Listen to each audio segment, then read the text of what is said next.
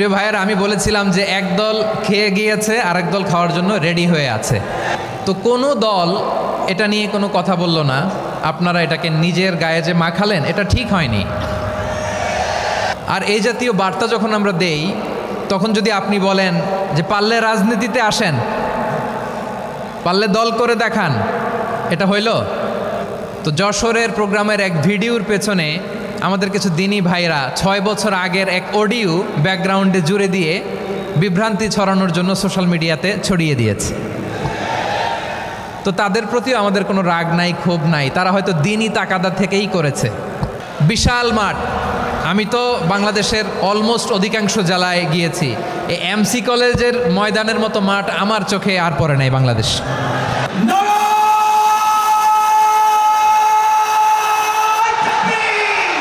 দাওয়াতের ময়দানে আছে মুমিন প্রাণে আল্লামা সাঈদীর উত্তরসূরি।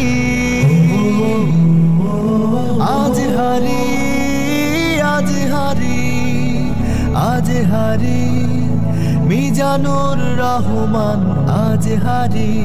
সিলেটের আলিয়া মাদ্রাসার যে ময়দান, সেখানে দীর্ঘ 33 বছর 34 বছর সরাসরি কোরআন থেকে তাফসির করে আপনাদেরকে শুনিয়েছেন এই ভূখণ্ডের তাফসির জগতের কিংবদন্তি শহীদ মরহুম আল্লামা দেলোয়ার হোসেন সাঈদী রহিমাহুল্লাহ। আমরা আমাদের আল্লামার জন্য দোয়া করি, আল্লাহ তাআলা মরহুম আল্লামা দেলোয়ার হোসেন সাঈদী রহিমাহুল্লাহর জীবনের সকল খেদমাগুলোকে আল্লাহ তাআলা কবুল করে নিক। ওনার কবরটাকে আল্লাহ তাআলা কোরআনের নূর দিয়ে মোনাওয়ার করে দিক। আমি আরও সৌভাগ্যবান যে আমি অত্যন্ত নগণ্য ক্ষুদ্র একজন কোরআনের ছাত্র হয়ে কোরআন থেকে যা বুঝেছি, এই কথাগুলো যখন দেশ থেকে দেশান্তরে যেখানেই যাই শোনাবার জন্য লক্ষ লক্ষ দিনী ভাইরা সেখানে উপস্থিত হয়, আলহামদুলিল্লাহ। এবং যারা আসতে পারেন না, এরকম কোটি কোটি বনি আদম পরবর্তীতে সোশ্যাল মিডিয়ার কল্যাণে তারা কথাগুলো শোনেন, আলহামদুলিল্লাহ। আবার এমনও অনেক আছে যারা আমাদেরকে পছন্দ করেন না, তারাও ডায়েরি খাতা কলম নিয়ে, মোবাইল নিয়ে, ল্যাপটপ খুলে আমাদের আলোচনা শোনেন। আমি তাদেরকেও ভালোবাসি, কারণ আমার স্লোগান হচ্ছে হেরে যাবে ওদের হিংসা, ষড়যন্ত্র, জিতে যাবে আমাদের ভালোবাসা। যারা আমাদের বিরোধিতা করে, আমাদের ব্যাপারে ঘৃণা ছড়ায়, তাদের জন্য আমাদের বুক ভরা দরদ আর ভালোবাসা আছে না নাই? কারণ ভালোবাসা দিয়ে যা জয় করা যায়, কঠোরতা দিয়ে তা পারা যায় না। তো যারা বিরোধিতার জন্য আমাদের আলোচনা শোনেন, তাদেরকেও ওয়েলকাম। যারা আমাদের আলোচনা আউট অফ কনটেক্সট নিয়ে এক জায়গার মাথা আর এক জায়গার লেজ জুড়ে দেন, তাদেরকেও ওয়েলকাম। গত সপ্তাহে আপনারা জানেন খুলনা বিভাগের প্রোগ্রাম আমি দিয়েছিলাম যশোরে, আদ্দিন ফাউন্ডেশনের উদ্যোগে। তো যশোরের প্রোগ্রামের এক ভিডিওর পেছনে আমাদের কিছু দিনী ভাইরা 6 বছর আগের এক অডিও ব্যাকগ্রাউন্ডে জুড়ে দিয়ে বিভ্রান্তি ছড়ানোর জন্য সোশ্যাল মিডিয়াতে ছড়িয়ে দিয়েছে। তো তাদের প্রতিও আমাদের কোনো রাগ নাই, ক্ষোভ নাই। তারা হয়তো দিনই তাকাদা থেকেই করেছে, কিন্তু তারা হয়তো বুঝতে পারে নাই এই যে রিসেন্ট আলোচনার ভিডিওর পেছনে 6 বছর আগের অডিও জুড়ে দেওয়া, এটাকে বাংলায় বলে প্রতারণা। কি বলে? প্রতারণা, ধোঁকাবাজি। এখনকার আলোচনার ভিডিও আর ব্যাকগ্রাউন্ডে এডিট করে লাগিয়েছে 6 বছর আগের অডিও। এটারে প্রতারণা বলে, ধোঁকাবাজি বলে। আর বিশ্বনবী বলেন, মান গশানা ফালাইসা মিন্না, the person who deceives us he is not among us. যে আমাদেরকে ধোঁকা দেয়, সে আমাদের অন্তর্ভুক্ত নয়। তো বিশ্বনবীর এই হাদিস তারা মনে রাখে না।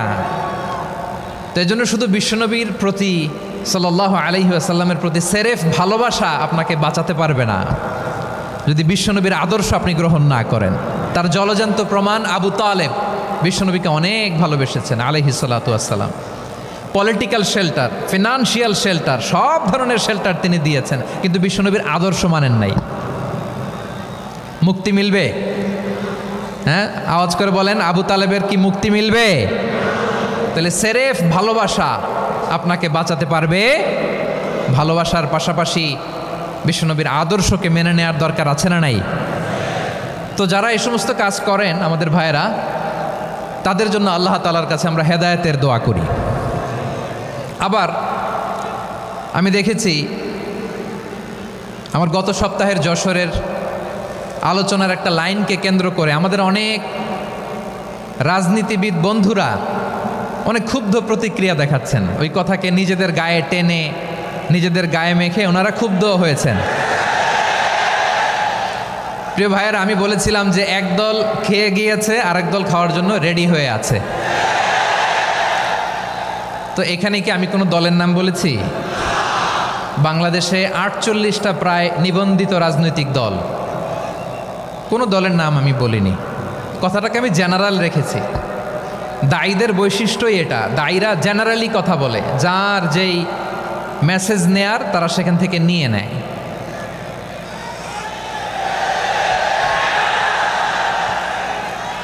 তো কোনো দল এটা নিয়ে কোনো কথা বলল না, আপনারা এটাকে নিজের গায়ে যে মাখালেন এটা ঠিক হয়নি। আমি বলবো যে এটা খুবই অনভিপ্রেত হয়েছে। কোনো দলকে টার্গেট করে বা কোনো দলের পক্ষে আমরা কখনো কথা বলি না। আমরা কোরআনের পক্ষে কথা বলি, ইসলামের পক্ষে কথা বলি, ঠিক কিনা বলেন? সো একটা জেনারেল কথাকে যদি আমার রাজনীতিবিদ বন্ধুরা নিজেদের গায়ে মাখেন, ক্ষুব্ধ প্রতিক্রিয়া জানান, এতে করে সাধারণ জনগণের কাছে একটা নেগেটিভ মেসেজ যাবে ওনাদের ব্যাপারে। এটা হোক আমরা চাই না। এদেশের যত এই যে আমার ভাইয়েরা, এই যে তো আমার প্রিয় রাজনীতিবিদ বন্ধুদের আমি বলবো, কথাটা ছিল ভেরি জেনারেল, এটা নিজেদের গায়ে মাখানোর কোনো দরকার নাই। আমরা এই যে এক্সিস্টিং যে রাজনৈতিক চর্চা, এটা থেকে আমরা বেরিয়ে আসতে চাই। আমরা চাই না এদেশে চাঁদাবাজি, দখলবাজি থাক, ঠিক কিনা বলেন?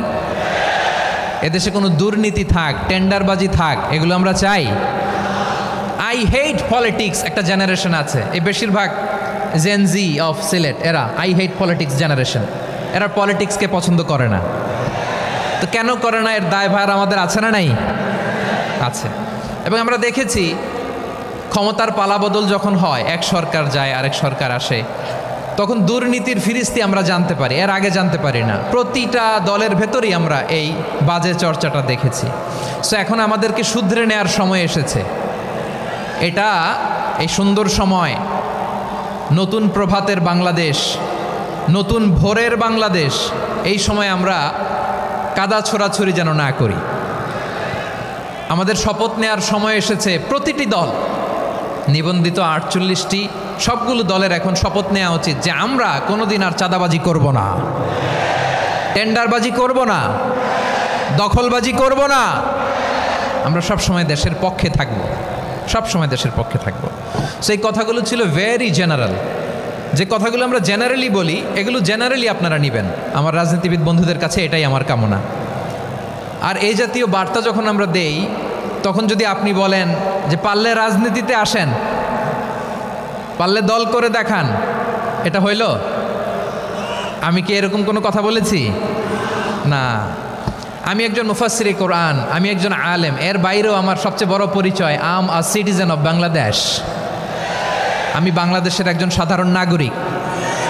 আমার দেশের যে কোনো সমস্যা, যে কোনো ইনকনসিস্টেন্সি, অসঙ্গতি নিয়ে মত প্রকাশের স্বাধীনতা আমার আছে না নাই?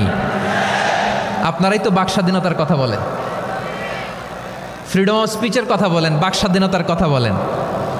সো আপনারাই যদি আবার কোনো মন্তব্যের কারণে বলেন যে রাজনীতির মাঠে আসেন, দল করেন, দেখি কতটুকু পারেন, এটা ঠিক হবে না। তাই প্রিয় ভাইয়ের, আসুন আমরা দল মত নির্বিশেষে কাঁধে কাঁধ মিলিয়ে সোনার বাংলাদেশ গড়ি, দুর্নীতিমুক্ত বাংলাদেশ গড়ি, যে বাংলাদেশের জন্য রক্ত দিয়েছে আবু সাঈদ, যে নতুন ভোরের বাংলাদেশের জন্য রক্ত দিয়েছে মুখ ভরা, যে নতুন বাংলাদেশের জন্য রক্ত ঝরিয়েছে 24-এর যে গণ অভ্যুত্থানের প্রত্যেকটি শহীদের আওয়াজ করে বলেন ঠিক কিনা? আল্লাহ তাআলা আমার দেশকে তুমি নিরাপদ করো, শান্তিময় করো। আমরা যেন স্বাধীন সার্বভৌম বাংলাদেশে মাথা উঁচু করে বিশ্ব দরবারে দাঁড়াতে পারি। আল্লাহ তুমি তৌফিক দান করো। আওয়াজ করে সবাই পড়ে আমিন।